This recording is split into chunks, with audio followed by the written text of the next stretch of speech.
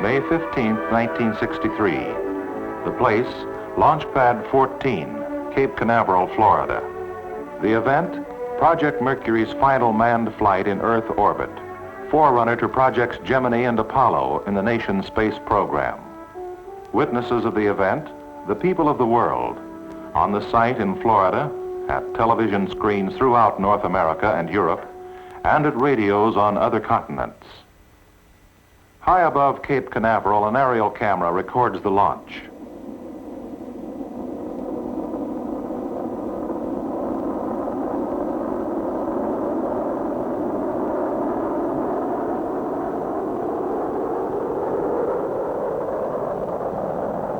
The primary purposes of the fourth American manned orbital flight were to confirm how well man can function in space during a day and a half of weightlessness, and to test the efficiency of the human being as a primary component of a spaceflight system. The story then begins and ends with man. Man as a living, thinking element of the spaceflight system, and the man as an individual, the man who named his spacecraft Faith 7, for his faith and for his friends. The individual, Air Force Major and NASA astronaut Leroy Gordon Cooper, Jr. What events in his life led to his selection as the man who would take America's longest stride in space? He began flying at an early age. He soloed at 16. He became an Air Force lieutenant and jet pilot at 22. He also obtained an aeronautical engineering degree and qualified for the daring and methodical work of a test pilot. By the time he was selected as an astronaut, he was a trained, experienced test pilot of supersonic jets. But the demands of spaceflight were new, beyond anything previously demanded, even from a supersonic test engineer.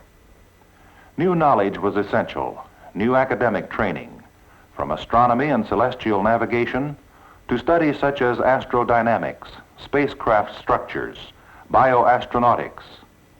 As an astronaut, Gordon Cooper entered another world of sensation, such as weightlessness, the absence of gravity, which can be simulated on Earth for only brief periods.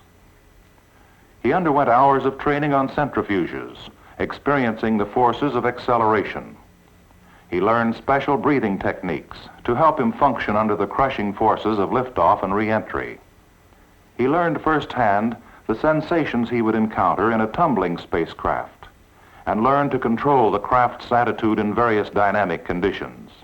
Astronaut Cooper flew dozens of training missions on the ground in spaceflight simulators. He learned operational procedures and emergency techniques.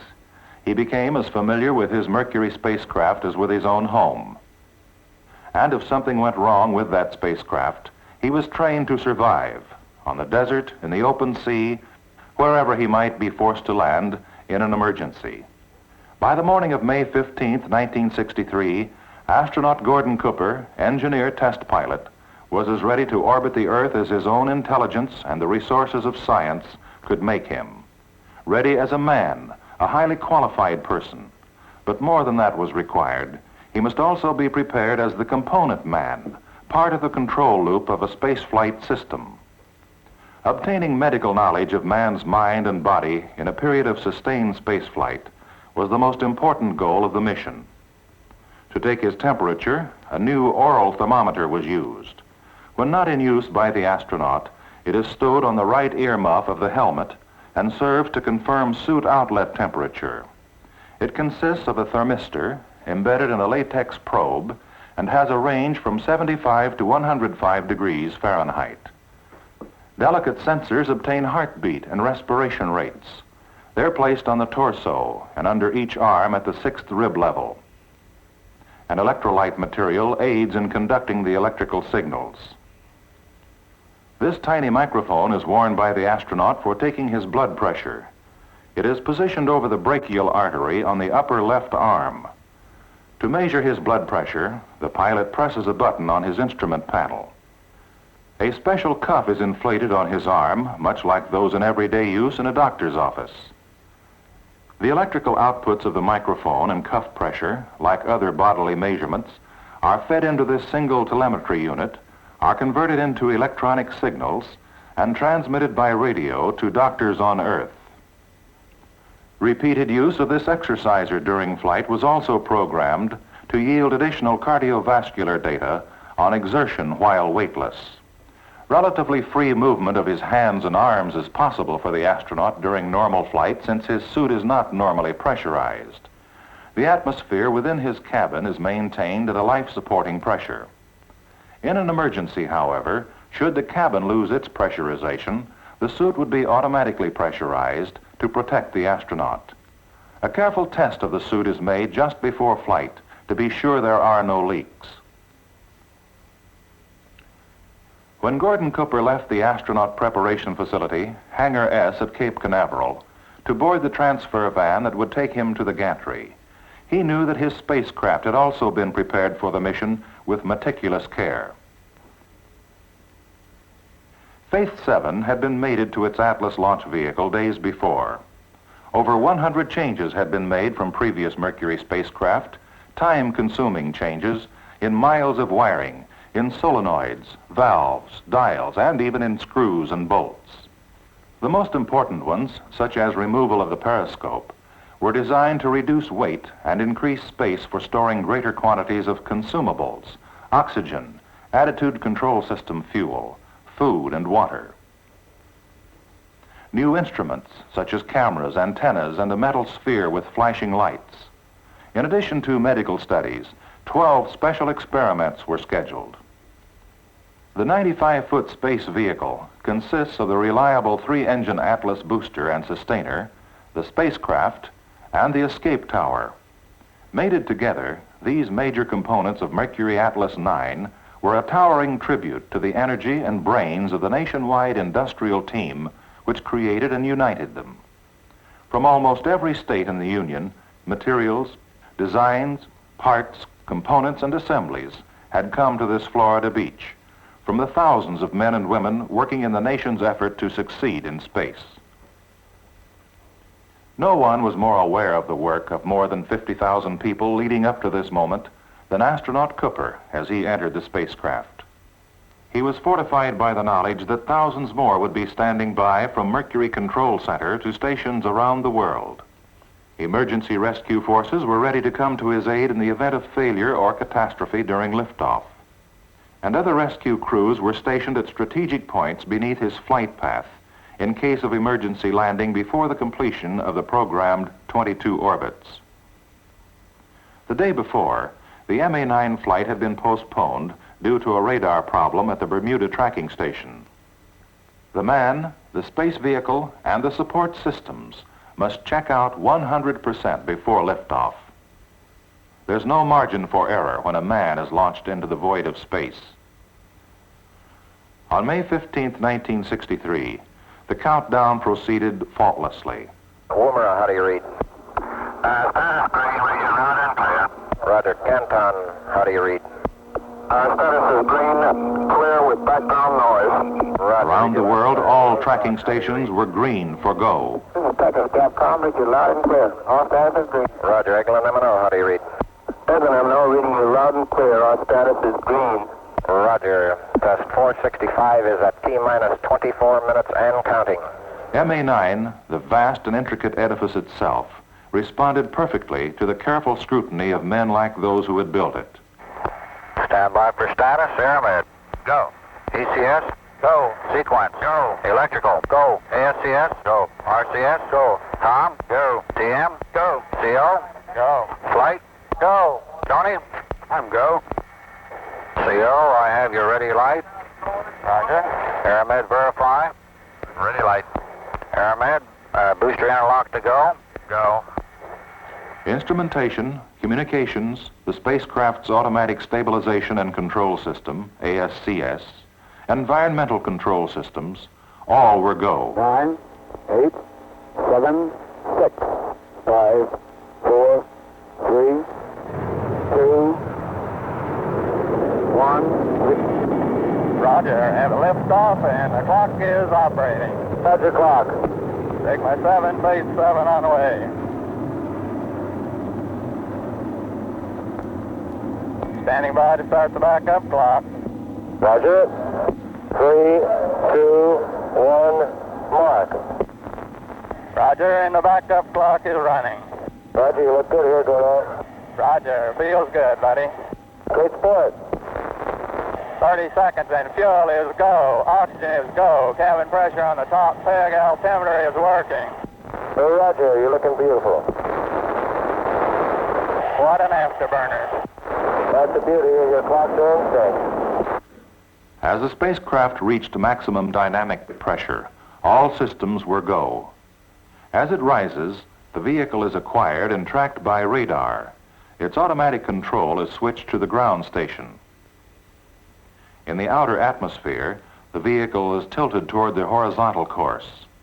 The escape tower remains in position to pull the spacecraft away from the launch vehicle in an emergency. At about 2 minutes 15 seconds of flight, BECO, or booster engine cutoff, will occur. Sun is coming in the window now. Roger, we're standing by for your BECO. Roger. Animation will show events beyond camera range. Roger, BECO. The sustainer engine drives Faith 7 toward orbital speed and altitude. When the spacecraft can escape with its own posigrade rockets, the tower is jettisoned. And there goes the tower, and does she take off? At 100 miles up and a speed of 17,544 miles per hour, SECO, sustainer engine cutoff, occurs as Faith 7 is inserted into orbit. 1 second later, it separates from the launch vehicle. Accept cap green, SECO, I'm on off stamp. Going fly-by-wire. Everything is green here. Faith 7 was inserted into orbit exactly in the center of its programmed envelope. Using fly-by-wire control, astronaut Cooper then turned the spacecraft so that it traveled with the retro rockets and the heat shield facing forward. This way, the retro rockets could be fired to reduce speed and end orbital flight if necessary. The small jets of hydrogen peroxide, which change the spacecraft's attitude, have no major effect on the path or velocity of the orbital flight. At 14 minutes 53 seconds, contact was made with the Canary Islands tracking station. Phase 7, this is Canary Capcom. Roger, Canary Capcom, Phase 7, reading you loud and clear. What temperatures would you like, over? Capcom is the capsule communicator in contact with the spacecraft at each tracking station. In addition, 28 ships and 172 aircraft were stationed around the world in pre-selected recovery areas. Contingency forces were also ready in the event of emergency landing. Phase 7, this is Zanzibar Capcom. How do you read? Roger, Zanzibar, reading you loud and clear. Phase 7 here. An added advantage of having a man performing in the spaceflight environment was indicated by astronaut Cooper's ability to keep a detailed record of his flight on the onboard tape recorder. For example, approaching his first night. First night side, and I have a bright blue band, a thick diffused band of blue color, a bright blue band. The sun spread out very widely. Is setting now. And there it goes. Phase 7, Perth has their lights on tonight. You might look for them and see. Roger, I have the lights of Perth in sight, loud and clear. From the perigee or low point of 100 miles over Bermuda to the apogee or high point of 166 miles over Australia, the first orbit was nearly perfect. Capcom at Guaymas, Mexico, gave astronaut Cooper his go for 7 orbits. Go ahead, we're giving you a go for 7 orbits. Roger. For 30, how many? As many as you want.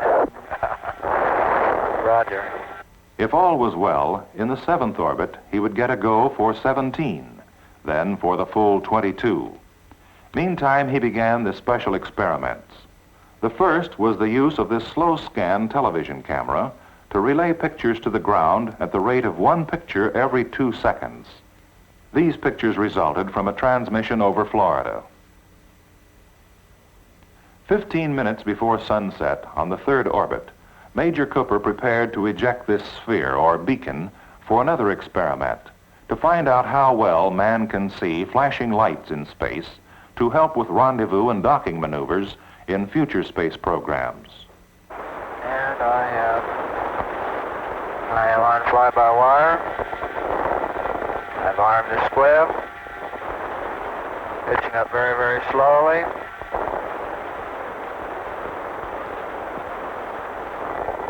And we'll deploy the flashing light at the minus 20 degree point.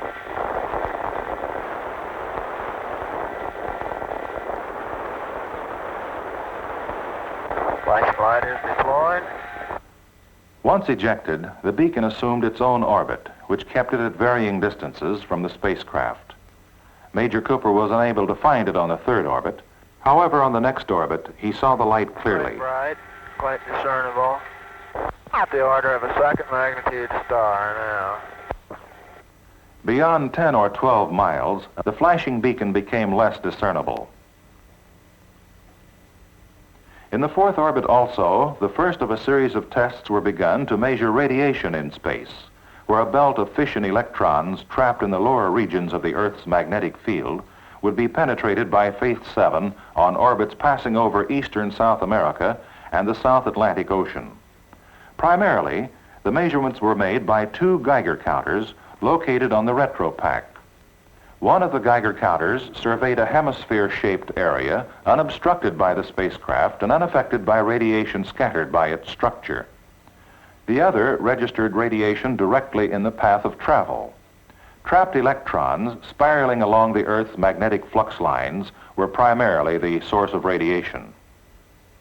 Several devices were provided to measure radiation piercing to the interior of the spacecraft. A pocket ion chamber, or dosimeter, a film patch attached to the hatch of the spacecraft, a photographic emulsion pack carried on the instrument panel, and 4 film patches worn beneath the astronaut's pressure suit, one in his helmet, the other 3 on his body. The packages contained 2 kinds of film, one sensitive to protons, one sensitive only to electrons. Both the nature and the amount of exterior and interior radiation at the Mercury orbit altitude were ascertained during the flight and found to be well below the level harmful to man. Astronaut Cooper was able to drink water successfully in his weightless condition, but he had some difficulty in transferring the water needed to make some of his packaged food edible. Experimental foods were freeze-dried and dehydrated so that adding water would restore their taste and consistency. Other foods were packaged in bite-sized bits. Small sandwiches, brownies, and other dessert-type foods were easily eaten. Other experiments were highly successful. For example, on the 6th orbit, astronaut Cooper clearly saw a 3 million candle power light shining up from Bomfontein, Africa. Such a light may be used to guide future moon explorers on their return to Earth. He carried out several experimental photographic assignments, such as taking pictures of the Earth's horizon or limb, which may also serve as a navigation fix in longer space flights. Another photographic research project involved use of a 35mm camera to shoot 2 dim light phenomena best observed beyond the Earth's atmosphere. One is called zodiacal light, believed to be a weak reflection of sunlight from free electrons and dust particles. The other dim light phenomenon he photographed was the Earth's night airglow layer, a weak 3-colored band of light around the Earth. Time exposures with a 35mm camera will yield data on the height and intensity of these layers and on solar energy conversion processed in the upper atmosphere. Infrared photography of the Earth on black and white film was also performed for the Weather Bureau to obtain data for the design of improved television cameras in future weather satellites. From time to time, the astronaut also shot color pictures of scenes selected at random. This picture was taken of the Atlas Mountains of Africa. Now, this is a view of the Himalayas, the Philippine Islands. Major Cooper also proved that deep, normal sleep is possible in a weightless condition, beginning his rest period on the 9th orbit. With occasional interruptions for short reports onto his tape recorder, he slept well for several hours. In addition to the telemetered medical data, awake and asleep, on his heart rate, temperature, respiration, and blood pressure, his voice pitch was monitored to determine his psychological condition. The flight proceeded with textbook perfection. Even after the cabin cooling system was turned off and using only the suit cooling system, cabin temperature stabilized at 96 degrees and suit inlet temperature at 59 degrees Fahrenheit. Far less oxygen and attitude control system fuel were used than had been anticipated. During the 15th night, during his 22nd hour in space, astronaut Cooper recorded a personal prayer, portions of which follow. I would like to take this time to say a little prayer for all the people. Thank you for the privilege of being able to be in this position, be up in this wondrous place, and all these very startling, wondrous things that you've created. Be with all our families. Let them know that everything will be okay. We ask it in thy name. Amen. The textbook flight continued. All systems go, all perfect. On his 16th orbit, astronaut Cooper sent greetings to the summit meeting of African statesmen. Hello, Africa. This is astronaut Gordon Cooper speaking from Faith 7. I am right now over 100 miles above Africa, speaking to the Zanzibar station. Just a few minutes ago, I passed Addis Ababa. I want to wish success to your leaders there. Good luck to all of you in Africa. All clear, all systems perfect. Orbits 15, 16, 17, 18. 18 times around the Earth. Orbit 19 began at the 20th minute of the 28th hour. Faith 7 and astronaut Cooper were out of voice contact from Bermuda around more than half the world to Hawaii. Hawaii Capcom, Faith 7. Go ahead, 7. This is Hawaii, regional. Oh, Roger. I wonder if you'd relay to the Cape a little situation I had happen, see what they think on it. While turning my warning lights off and back on to dim, my 05G telelight came on in my telelight panel. The .05 gravity light normally comes on after retro rockets have been fired and the spacecraft has begun to fall toward the Earth. It indicates deceleration on encountering the atmosphere. But Faith 7 was maintaining its orbital path and velocity. Therefore, the question was whether the .05 gravity switch alone had been triggered by a short circuit, or whether the entire automatic control system had skipped the programmed retro rocket and re-entry phase. Astronaut Cooper's message was immediately relayed from Hawaii to Mercury Control Center. By the time he passed over Cape Canaveral, beginning his 20th orbit, NASA and contractor engineers had broken down complete schematic diagrams of the spacecraft and were ready to spell out certain tests for the astronaut to make to determine the seriousness of the unscheduled light. By testing the automatic stabilization and control system's ability to acquire attitudes, astronaut Cooper determined that his ASCS system was not operating. He performed more tests and exchanged information directly with tracking stations and by relay with Mercury Control at Cape Canaveral. A machine seldom makes a mistake, but a machine fails. A man must not fail. Between the man and the spacecraft and the men on the ground, it was determined that astronaut Cooper would have to fire his retro rockets and control re-entry by hand. His autopilot had failed. Without a man to bring the ship down safely, the spacecraft and the mission's most valuable data would have been lost.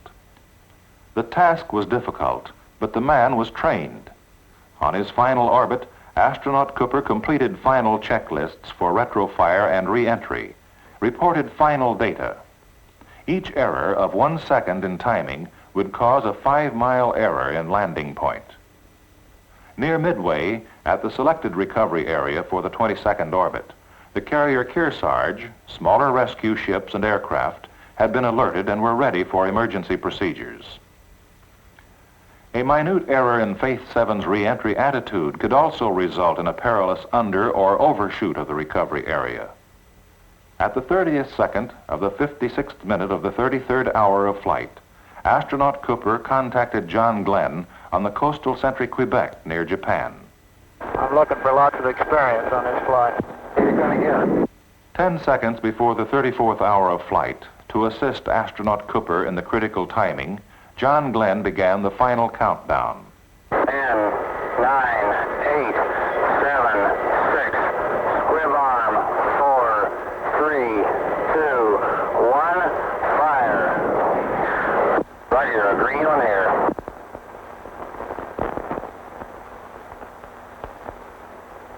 Roger, I think I got all three. Roger, how's your attitude hold, Gordo? Well, pretty fair. Good show, boys. Real fine. They look like they came off right on the money on time. Roger, I think so. Astronaut Cooper had fired the retro rockets on the second. He jettisoned his retro pack. As the tremendous speed of the spacecraft re-entering the atmosphere built up a temperature of 3,000 degrees Fahrenheit, the ionized air cut off radio contact for a short time. Now it was a matter of waiting, hoping for contact to be reestablished, hoping for accuracy, hoping the chutes would open and hold. Faith 7 was picked up by radar 184 miles out and falling fast. Shortly thereafter, the main parachute was sighted.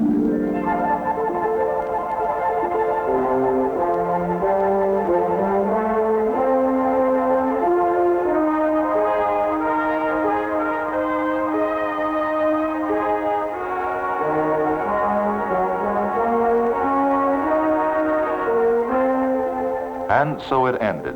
34 hours, 20 minutes, 31 seconds. The flight of a man in space 22 times around the Earth, 540,000 miles, farther than to the moon and back, ended within seconds of its programmed time and within 4.5 miles of the carrier Kearsarge. Well, Roger, I'd like to come aboard the carrier if they'll grant me permission for an Air Force troop. The flight of Faith 7 was over. A great deal of data was still to be gathered, but from the immediate medical checkout of the astronaut before he emerged from the spacecraft to preliminary post-flight analyses, the flight seemed to have proved man's capability of efficient functioning in a period of prolonged weightlessness in space. As a pilot, astronaut Cooper had come a long way from the time as a 6-year-old he was allowed to handle the controls of his father's old single-engine biplane. As a man, he had once again provided proof in a deed of valor that individual men will risk or give their lives so that all men may ascend from ignorance into the light of greater knowledge. In the words of President Kennedy, peace has her victories as well as war, and this was one of the victories for the human spirit today.